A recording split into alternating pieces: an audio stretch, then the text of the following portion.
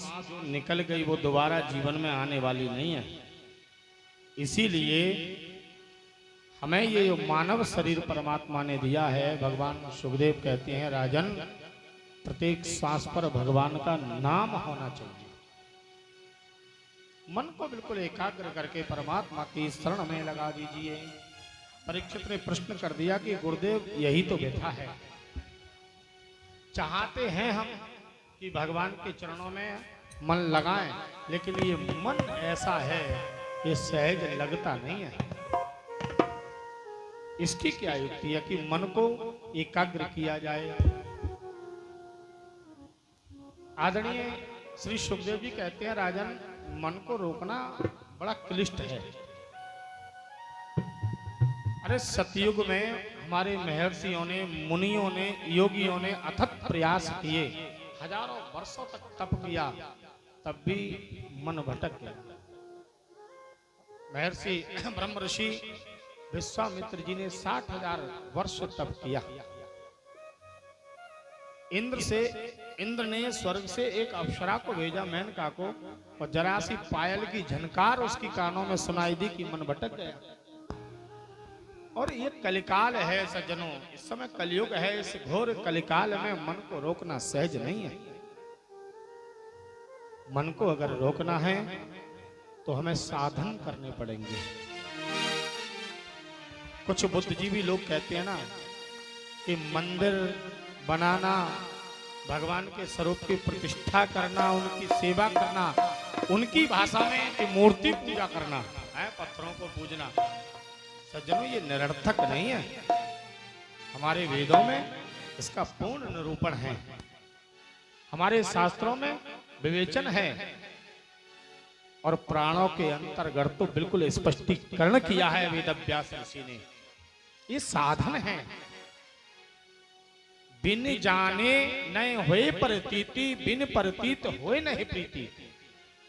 हम जब तक जानेंगे नहीं तब तक प्रेम कैसे होगा, और जब तक प्रेम नहीं होगा तब तक ये मन हमारा भगवान के चरणों में लगेगा नहीं। सज्जनों, ये मन प्रेम के बंधन में ही बंध सकता है, बाकी कोई डोर संसार में ऐसी नहीं है कि जो बंध जाएगा। तो मन को अगर रोकना है तो फिर आपको साधन करने पड़ेंगे। वो साधन क्या है कि जिता सनो जित श्वासो जिति संगो जितेन्द्रिया स्थूले भगवतौ रूपौ मनः संधार एतधिया।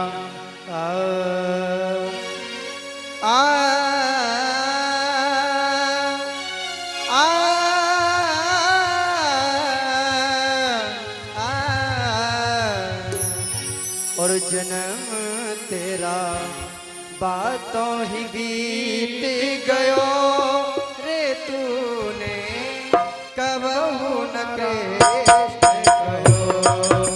जन्म तेरा बातों ही बीत गयो रे, तूने कबहू न कृष्ण कहो।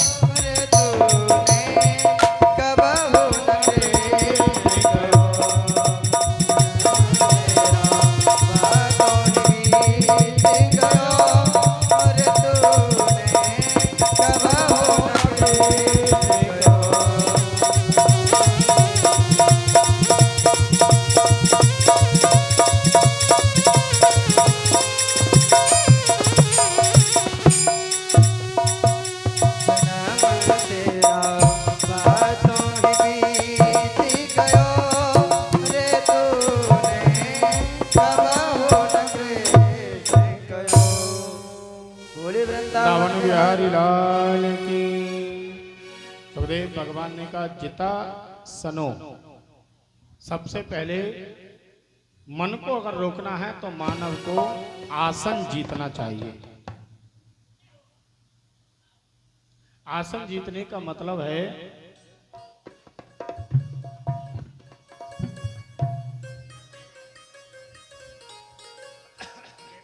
आसन को जीतो। आसन जीतने का मतलब है एक आसन पर अधिक देर बैठना। हम भगवान का भजन कर रहे हैं, सुखासन में बैठ जाओ, और कोई आसन लगाने की आवश्यकता नहीं है। सुखासन में बैठना और भगवान की माला लेकर भगवान का एकाग्र चित्त होकर मंत्र जप करना। 1 घंटे 2 घंटे 3 घंटे 4 घंटे जितना अभ्यास हो सके उतना अभ्यास करो, क्योंकि बिना आसन के आप भगवान का भजन नहीं कर सकते। आसन और शासन ये दो चीज ऐसी हैं, इनके बिना जीवन उचित रूप से चल नहीं सकता। जिसके जीवन में शासन नहीं है, सिद्धांत नहीं है, उसका जीवन बिखर जाएगा, उचित रूप से चल नहीं सकता।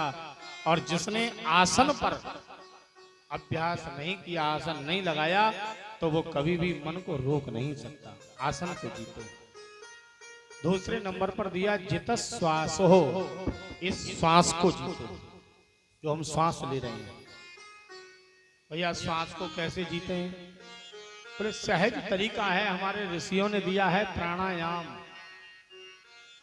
आप लोग कथाओं में सुनते हो कि तप करने के लिए बैठे, तप करते करते बोले श्वास को ब्रह्मरंध्र में खींच लिया, यानी श्वास को रोक लिया। धीरे धीरे श्वास को खींचना और रोक लेना। आधा minute, 1 minute, 2 minute, 10 minute, 5 minute है, आप अभ्यास धीरे धीरे करोगे तो बढ़ता चला जाएगा। बोले श्वास को जीतो। श्वास को जीतोगे तो मन रुकेगा। एक प्रैक्टिकल है, मेरा किया हुआ है, अनुभव है मुझे, आप करना। मन अगर कभी व्यथित हो, अधिक किसी संघर्ष में, किसी समस्या में, तो आप अकेले बैठ जाना किसी शांत स्थान पर जाकर, और धीरे धीरे श्वास को, गहरी श्वास को ऊपर खींचना, रोकना, जितनी देर रोक सकते हो, और धीरे धीरे उसे छोड़ना। मन आपका प्राकृतिक स्थिति पर रुक जाएगा। जो मन की व्यथा है वो आपकी शांत होगी। यानी श्वास को रोकोगे तो मन रुकेगा। तीसरे नंबर पर सज्जनों जो बात बताई है हमारे सुखदेव भगवान ने, महत्वपूर्ण जीवन की बात है। जित संगो, संग को जीतो। हमें अपने जीवन में संग करना है। ऐसा नहीं है कि अकेले रहना है, क्योंकि हम जीवन में अकेले रहने के लिए नहीं आए हैं, संगति करने के लिए आए हैं। लेकिन कुसंगति ना करें, संगति करें। अगर हम बुरे लोगों की संगति में जाएंगे तो प्राकृतिक हमारा स्वभाव जो है वो बुरा बन जाएगा, बुराई की तरफ चला जाएगा। संगति का असर मानव के ऊपर चढ़ता है, बसता नहीं है। अच्छी संगति करो, अच्छे लोगों का संग रखो, बुजुर्गों में बैठो, अनुभव मिलेगा। संतों की संगति करो। प्रेम से बोलिए जय श्री राधे, जय श्री राधे। लेकिन यहाँ भी विडंबना है। आजकल मैंने देखा है अधिकांश गांवों में मणियां होती हैं, संत जन रहते हैं, लोग संतों की संगति करने नहीं जाते, उनकी कुसंगति करने जाते हैं। अगर कहीं संत पहुंच जाए और सात्विक प्रवृत्ति का संत है, तामसी वस्तुओं का सेवन नहीं करता, तो गांव के 1-2 ही लोग उसके पास बैठेंगे, जाकर ज्यादा नहीं बैठेंगे। ये देखा है। और एक अगर तामसी वस्तु वाला पहुंच गया, चलम इत्यादि है लगाने वाला, तो सुबह से शाम तक भीड़ नहीं हटेगी। झाड़ू पोंछा, चाय रोटी सब उसकी स्वतः ही बनेगी है। तो ऐसी संगति का मतलब नहीं है कि साहब हम संतों की संगति करते हैं। अभी 4-5 महीने की पहले की बात है, कथा चल रही थी, कथा में यही प्रसंग चल रहा था। एक व्यक्ति मुझे मिला बाद में, बोले महाराज मैं ऐसा कोई दिन नहीं है जिस दिन संतों की सेवा नहीं करता। ये तो बहुत अच्छी बात है, क्योंकि संत सेवा सर्वोपरि सेवा है। बिना संत के भगवान की कृपा नहीं होती, और बिना भगवान की कृपा के संतों का मिलन नहीं होता। बिन हरि कृपा मिले नहीं संत। कैसे संगत करते हो? बोले सुबह ही जाता हूँ, सुल्फा उतारता हूँ, फिर उन्हें देता हूँ ले जाकर, ये उनकी सेवा, वो पीते हैं। ये तुम भी पीती हो? बोले महाराज इतनी मेहनत करते हैं तो हम क्यों नहीं पिएंगे। फिर बोले क्या आपने जब भी मन होता है जाकर पी लेते हैं, जाकर महाराज को पिलाते हैं, खुद भी पीते हैं। घर? बोले घर आ जाते हैं, जो भी है व्यवस्था। तो मैंने ये संगति नहीं है, ये कुसंगति है। आप उन संतों का ऐसा नहीं कि वो संत गलत है, वो संत गलत नहीं है, उनका स्वभाव है, उनका अधिकार है उसको पीने का, लेकिन आपका अधिकार नहीं है। आप कुसंगति पर नहीं जाए, उनकी संगति पर जाए, उनके चरणों धोएं, उनके चरणों को दबाएं, उनके वस्त्रों को धोएं, आश्रम की सफाई करें, उनका भोजन बनाएं, ये सेवा है। बाकी अन्यत्र जो कुसंगति है उसको धारण ना करें। तो संगति हमारी अच्छी होना चाहिए, इस पर थोड़ा सा विवेचन और है कि जित संगो, केवल संगति का ही मतलब नहीं है, यहाँ सत्संगति से भी मतलब है, सत्संग करो। वास्तविक सात्विक जो संत होगा, आप उसके पास बैठोगे, आपको 5 मिनट अगर बैठोगे तो 5 मिनट में आपको परमात्मा की अनन्य चरित्र वो श्रवण करा देगा। आपके जीवन का आधार आपको वो बताने का प्रयास करेंगे। ये संगति है, यही सत्संग है। चौथे नंबर पर सुखदेव भगवान कहते हैं कि जितेंद्रिया, अपनी इंद्रियों को जीतो। बड़ा क्लिष्ट है, सहज नहीं है। 5 कर्मेंद्रियां और 5 ज्ञानेंद्रियां। ज्ञानेंद्रियों को तो कंट्रोल में लिया जा सकता है, लेकिन कर्मेंद्री जो है ना, तो बड़ी खतरनाक है सज्जन। आंख चाहती है संसार को देखो, ग्राम में चरित्र जो चल चरित्र होते हैं ना, है वो देखो। किसी से कहो, आजकल के बच्चों को कहो कि भैया महाभारत देखो, रामायण देखो, है जय श्री कृष्णा देखो, हनुमान जय हनुमान देखो, ये प्राचीन हमारे है, अब तो नहीं आ रहे हैं, पहले आते थे, टीवी पर आते थे। तो ये आप भगवान के चरित्र श्रवण करो, या आजकल यूट्यूब इत्यादि पर कथाएं हैं, आप कथाओं को सुनो, नहीं सुनेंगे, लेकिन कुसंगति के जो चलचित्र हैं उनको देखेंगे। बोलिए नहीं। आंख चाहती है संसार को देखो, कान चाहते हैं ग्राम में संगीत सुनो, यानी एक नायक एक नायिका का जिसमें श्रृंगार का वर्णन है वो गाना सुनेंगे, भगवान का भजन नहीं सुन सकते। और इन ज्ञान कर्मेंद्रियों में सबसे खतरनाक जो इंद्रिय है उसका नाम है जीवा, जीव। बड़ी खतरनाक है। कभी कहती है मीठा खाना है, कभी खट्टा खाना है, कभी चटपटा खाना है, कभी कसेला खाना है। भैया अगर आपको मन को रोकना है तो इसको तो जीतना पड़ेगा, क्योंकि ये तो पूरी कचौड़ी समोसा पिज्जा बर्गर रबड़ी मांगती रहेगी। बोले इसको कैसे जीते? बोले इसको जीतना ऐसे है, अगर जीव मीठा मांगे तो नमक दे दो, मत दो। कसेला मांगे तो कड़ुआ दे दो। अब किसी भक्त ने पूछ लिया कि मान लो नहीं रुका जाए, सामने से निकले जा रहे हैं मिष्ठान की दुकान, बोले बढ़िया गरम गरम जलेबी सिकी हुई रखी है, निकली हुई, अब जीभ में मुंह में पकनी आ गया, जीभ कह रही है लाओ, खानी पड़ जाए तो क्या करें? बोले अगर मन नहीं माने, जीव नहीं माने तो उसे आप लें, लेकिन भगवान से संबंध बनाकर तब उसे ग्रहण करें। भगवान से संबंध क्या है? बोले भगवान का भोग लगाना। देखिए भोग लगाने की जो पद्धति है ना, आप कहीं भी देखना, संतों को देखना, ब्राह्मणों को देखना, आपके यहाँ निमंत्रण करने हुआ और भोजन करने आएंगे तो भले ही आपकी ठाकुरवाड़ी में भोग लग गया, भोजन सामने आते ही हाथ में जल लेकर परमात्मा का चिंतन करते हुए है वो भोग लगाकर तभी पाते हैं। कारण अब इसमें भी थोड़ा सा विचार करने योग्य बात है। जब एक बार ठाकुरवाड़ी में भोग लग गया तो भोजन सामने आने के बाद फिर क्या आवश्यकता है भोग लगाने की? है हरि अनंत हरि कथा अनंता। भगवान अनंत स्वरूपों में विद्यमान है और जिसमें मुख्य स्वरूप में परमात्मा हमारे हृदय रूप में विराजमान है। हमारे हृदय में वेद मंत्र कह रहा है, मैं नहीं कह रहा हूं, हमारा वेद मंत्र कह रहा है सहस्त्र शीर्षा सहस्त्र पुरका सहस्त्राब्जः सहस्त्रपाद। जो सब कुछ सहस्त्र है, बोले त्यतिष्ठ दशांगुलम्मा, वह ब्रह्म जो है प्रत्येक मानव की नाभि कमल से ऊपर 10 अंगुल ऊपर, नाभि से 10 अंगुल ऊपर हृदय है और उस हृदय में स्थूल रूप में सूक्ष्म रूप में परमात्मा विद्यमान है। अब जब हमारे हृदय में परमात्मा विद्यमान है, भोजन सामने रखा है, तो हम ये नहीं कहें कि हमें भोजन खाना है, हमें प्रसाद पाना है। भोजन नहीं खाना है, हमें प्रसाद पाना है। वो प्रसाद तब बनेगा जब हम हमारे हृदय में बैठे हुए ब्रह्म का चिंतन करेंगे, भोग लगाएंगे। तदीयं वस्तु गोविंदा तुभ्यमेव समर्पये ग्रहाणा सम्मुखो भूत्वा प्रसीदा परमेश्वरः। हे गोविंद, सन्मुख जो भोग रखा हुआ है, आप उस भोजन को ग्रहण करें जिससे वो प्रसाद बने और उस प्रसाद का हम पान करें। देखिए, भोजन में भी पाप है।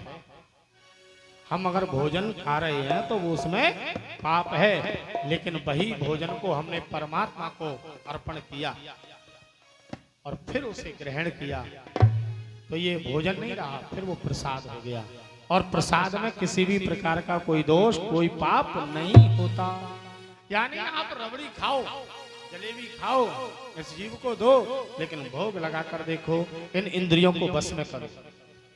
जो इंद्रिय कहती है मत करो।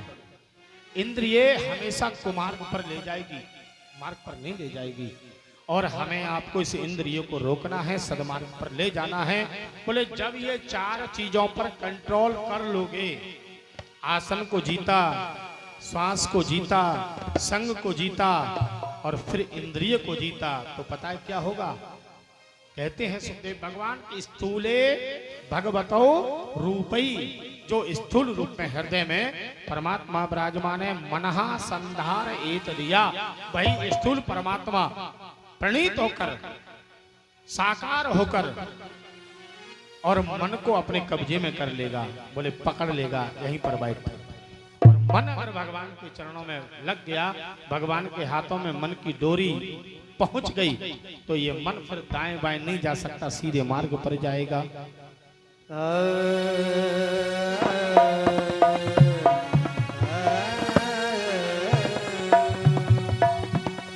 मेरी बात बन रही है, मेरी बात बन रही है, तेरी बात करते करते, तेरी बात करते करते, ये रात बन रही है, तेरी बात करते करते, ये रात कट रही है, रात कट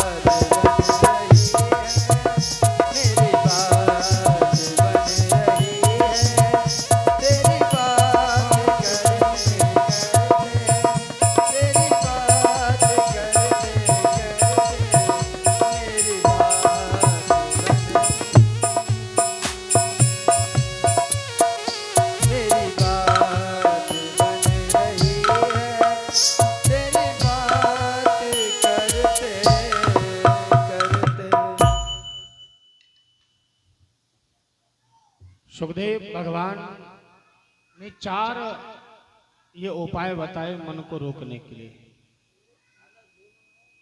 आगे सुखदेव भगवान कहते हैं कि राजन, इस सृष्टि में कुछ भी नहीं था, जल ही जल था और ब्रह्म जो परमात्मा हमारे नारायण है, बोले ब्रह्म स्वरूप ने निराकार ने साकार होने का परिणीत साधन लिया, विचार बनाया, और निराकार जब साकार बने तो उन्होंने अपने रहने की व्यवस्था की। बोले जल ही जल है, कुछ नहीं है जल में। शेष सैया बनाई, भवन बनाया, इसलिए उस ब्रह्म का निराकार का नाम पड़ा नारायण। नार धन अयन बराबर नारायण। नार यानी जल, अयन यानी भवन। जिसने जल में रहने का अपना भवन बनाया वही नारायण है। भगवान नारायण के नाभि से एक कमल तंतु उत्पन्न हुई, उस कमल पर ब्रह्मा जी की उत्पत्ति हुई। ब्रह्मा जी प्रकट हुए। ब्रह्मा जी ने चारों तरफ देखा, लेकिन उन्हें कुछ दिखाई नहीं दिया। कमल की तंतु में प्रवेश किया। कहते हैं 10,000 वर्ष तक ब्रह्मा जी ऊपर नीचे चलते रहे, लेकिन ब्रह्मा जी को यह पता नहीं चला कि मेरी उत्पत्ति कहां से है, मुझे किसने पैदा किया, मेरा पिता कौन है, मेरी मां कौन है, पता नहीं चला। तब ब्रह्मा जी को 2 वर्ण सुनाई दिए, ता और पा। ता पा यानी तप करो, तब पता चलेगा कि तुम कहां से आई हो। और समझने की बात है सज्जनों, हमें आपको केवल ये पता है कि हमारा आपका जन्म हुआ, माता पिता के द्वारा जन्म हुआ, भगवान ने इस संसार में मानव बनाकर भेजा, लेकिन हम कहां से आए, क्यों आए इस संसार में, ये पता तब चलेगा जब हम इस शरीर से तप करेंगे। बिना तप के कुछ मिलता नहीं है। उदाहरण के तौर पर जैसे एक बाल्टी दूध आपके सामने रख दिया जाए, सबको पता है इस दूध से दही बनता है, दही से मक्खन निकलता है, मट्ठा बनता है, मक्खन से घी बनता है। आपके सामने बाल्टी भरकर दूध रख दिया, बोले इसमें से घी ऐसे हाथ डालकर निकाल कर रख दो, निकलेगा क्या? नहीं निकल सकता। क्यों? क्योंकि जब तक तप नहीं होगा, जब तक उसे तपाया नहीं जाएगा, तब तक आप घी का निर्माण उससे नहीं कर सकते, दूध से घी नहीं निकाल सकते। दूध को गर्म किया, ठंडा किया, जमाया, दही बना, और फिर दही को बिलोया, यानी संघर्ष, उस पर चोट लगी, सहज नहीं है। जब वो पिटा, चोट लगी, तब कहीं उसने मक्खन अलग किया और छाछ अलग की, और फिर भी घी नहीं मिला। बोले फिर उसको अग्नि पर तपना पड़ा, उसमें जो गंदगी थी वो अलग हो गई और घी जाकर मिला। ऐसे ही हमारी उत्पत्ति कहां से हुई, कैसे हुई, क्यों हुई है, ये तब हमें पता चलेगा कि हम तप करेंगे। स्वयं को भी हम तब पहचानेंगे जब तप करेंगे। ब्रह्मा जी ने तप किया, भगवान नारायण का साक्षात्कार दर्शन हुआ। बोली लक्ष्मी नारायण भगवान की जय हो। भगवान नारायण ने कहा मेरे द्वारा तुम्हारी उत्पत्ति हुई है और मेरा आदेश है आप सृष्टि की रचना करें। ब्रह्मा जी ने कहा प्रभु मैं सृष्टि की रचना तो करूंगा, आपने इतना बड़ा पद मुझे दे दिया है। ब्रह्मा कोई साधारण पद नहीं है। बोले संसार को बनाना, सृष्टि को बनाना, बोले जरा सा पद मिल जाता है, अभिमान आ जाता है। ये तो आपने इतना बड़ा पद दिया, उस अभिमान को कैसे रोकेंगे। भगवान ने 4 मंत्र दिए सज्जनों ब्रह्मा जी के लिए। वही 4 मंत्र बोले चतुश्लोकी भागवत, 4 श्लोक ब्रह्मा जी के लिए दिए। ब्रह्मा जी ने उसका मंथन किया, उत्पत्ति मानसिक सृष्टि उत्पन्न की। छितजल पावक गगन समीरा, पंच रहित अति अधम शरीरा। 5 तत्वों से इस सृष्टि का निर्माण, ब्रह्मा के द्वारा मानसिक सृष्टि की उत्पत्ति इत्यादि, फिर मैथुन सृष्टि की उत्पत्ति मनु शत्रुपा के द्वारा आगे उत्तर उत्तर बढ़ाई। इसी भागवत को ब्रह्मा जी ने ये 4 मंत्र अपने मानस पुत्र देवर्षि नारद को दिए और नारद जी ने यही 4 मंत्र वेदव्यास ऋषि को अर्पण किए और वेदव्यास ऋषि ने 4 मंत्रों से 18,000 मंत्र तैयार करके प्रणीत करके एकत्रित करके श्री ज्ञान यज्ञ ये तैयार किया महापुराण। एक बात कहूं सज्जनों, आप पुराणों के 18 पुराण 18 पुराणों के नाम देखना, किसी के आगे महापुराण नहीं लिखा। अब प्रेस कुछ प्रेस वाले लिखने लगे हैं, लेकिन नहीं था। शिव पुराण, विष्णु पुराण, स्कंद पुराण, ब्रह्म वैवर्तक पुराण डायरेक्ट नाम है, लेकिन भागवत के आगे ही श्रीमद् भागवत महापुराण। महापुराण इसलिए भैया कि भागवत में जैसे विष्णु पुराण में भगवान विष्णु का चरित्र है, शिव पुराण में भगवान शिव का ही उपाख्यान है, लेकिन श्रीमद् भागवत महापुराण इसलिए कहा गया कि ये भगवान कृष्ण का चरित्र तो है, लेकिन कृष्ण चरित्र से पहले पहले इसमें भगवान के भक्तों की कथा है, भगवान के अवतारों की कथाएं हैं, 24 अवतारों की कथाएं हैं, भक्तों की